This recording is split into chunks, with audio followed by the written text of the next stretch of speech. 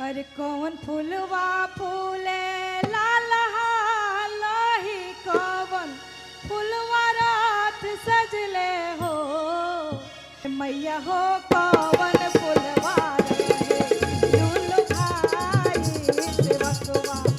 नीतू कुमारी नूतन अपने सहयोगियों के साथ प्रस्तुत कर रही हैं बिहार का प्रसिद्ध लोक नृत्य झिझिया। ये भगवान इंद्र की स्तुति में किया जाता है।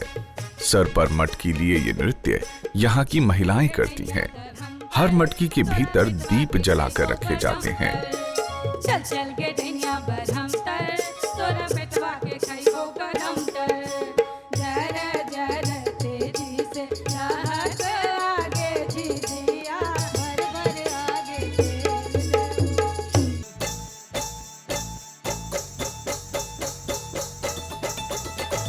और ये आकर्षक मनमोहक दृश्य राधा कृष्ण की ठिठौली और ब्रज की फूलों वाली होली जो दुनिया भर में प्रसिद्ध है।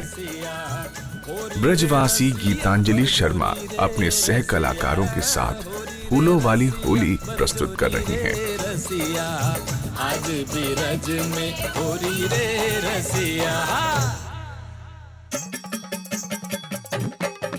अरे रंग बरसे रे गुलाल बरसे, रंग बरसे रे गुलाल बरसे, रंग बरसे रे गुलाल बरसे, रंग बरसे रे गुलाल बरसे। राधा रानी हमारी पे रंग बरसे, शाम प्यारी हमारी पे रंग बरसे। कल कल छल छल नदियाँ गाती जहाँ बरसता सावन है। और अब कार्यक्रम के अंत में बिहार की अनुपत कला और संस्कृति का आकर्षक रूप यहाँ के सुरांगन ग्रुप द्वारा प्रस्तुत बिहार दर्पण।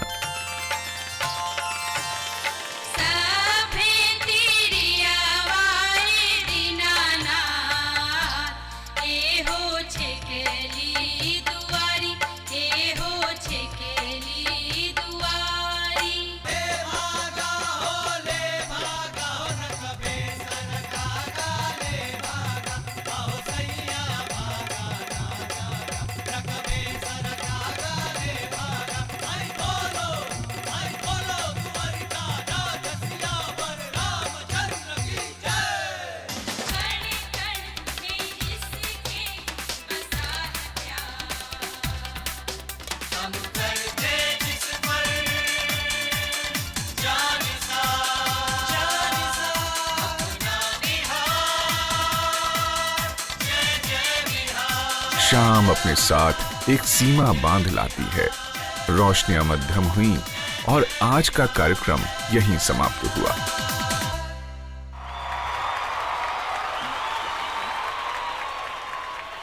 बौद्ध महोत्सव का तीसरा दिन। कार्यक्रम की शुरुआत हुई शांति यात्रा से। शहर भर में देश विदेश से आए अतिथियों तथा स्कूली छात्रों ने इस यात्रा में भाग लिया। इस यात्रा का मुख्य उद्देश्य है शांति व बौद्ध धर्म की विचारधारा का प्रचार। ये यात्रा महाबोधि मंदिर पर पहुंचकर समाप्त होती है, जहां सभी धर्मों के प्रतिनिधि एक साथ मिलकर प्रार्थना करते हैं।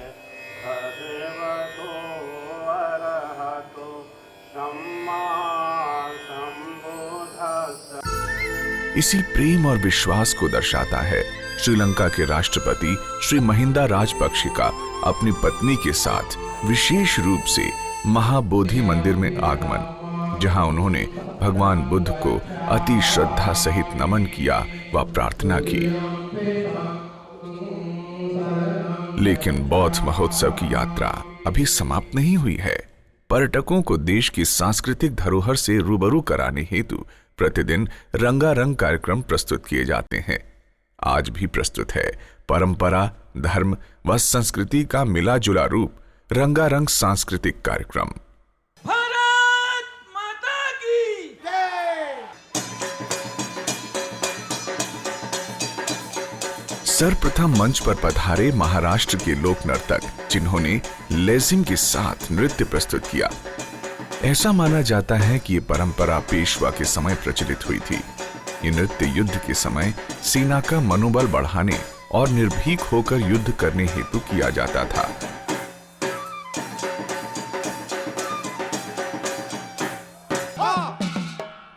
इस नृत्य से कुछ कुछ मेल खाता है असम का ये भोर ताल नृत्य। इसमें नर्तक हाथों में ताल लेकर नृत्य करते हैं।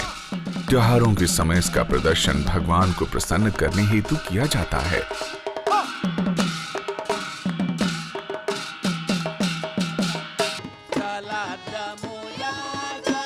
असम के ताल की झंकार के बाद अब बारी है गोवा की।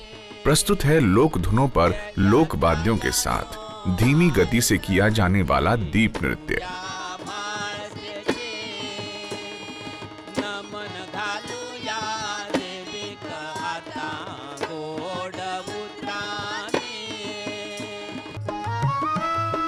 दिए लेकर नृत्य करने की परंपरा गोवा में ही नहीं, उत्तर प्रदेश में भी प्रचलित है।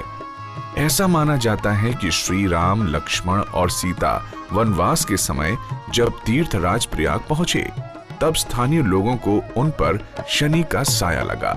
तब शनि के प्रभाव को कम करने हेतु उन्होंने कुछ विधियां की, जो आगे चलकर देधिया नृत्य के नाम से प्रचलित हो गईं।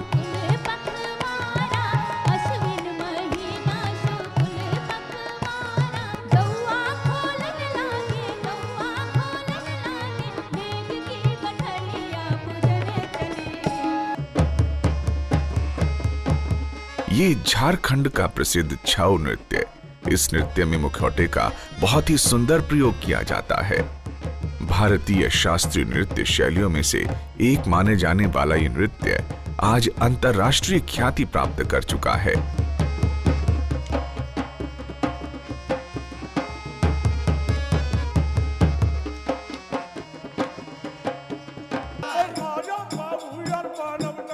वीर गाथाओं को गीतों में पिरोकर सुनाने की परंपरा बहुत पुरानी है।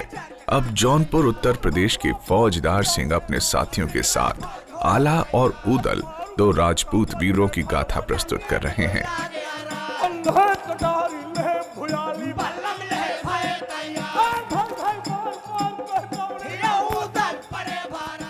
एक तरफ वीर रस तो दूसरी तरफ बाल कृष्ण की अटखेलियां। जी हाँ, अगला नृत्य पाई डंडा। इस नृत्य का प्रदर्शन कृष्ण के अपने साथियों के साथ रण कौशल दिखाने हेतु किया जाता है।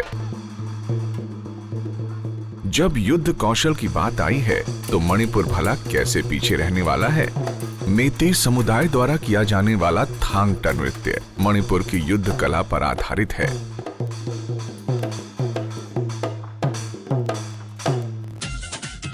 अब प्रस्तुत है पंजाब के प्रसिद्ध युद्ध कला का नमूना गतका, जिसे पंजाब के योद्धा भिन्न भिन्न शस्त्रों के साथ करते हैं।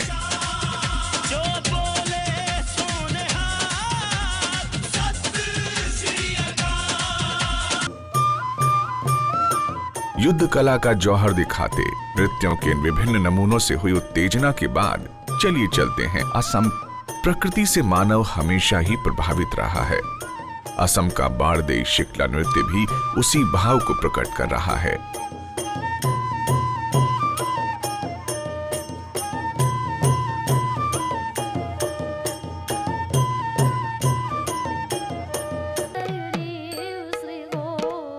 और अब मणिपुर का रास लीला नृत्य।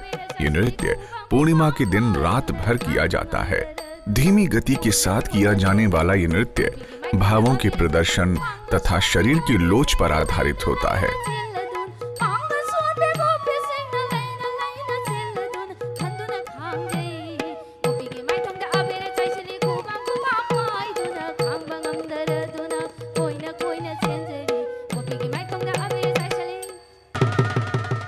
कार्यक्रम के अंत में पेश हुआ पंजाब का प्रसिद्ध नृत्य गिद्धा। एक बार फिर उत्साह, जोश, उम्मीद और उल्लास।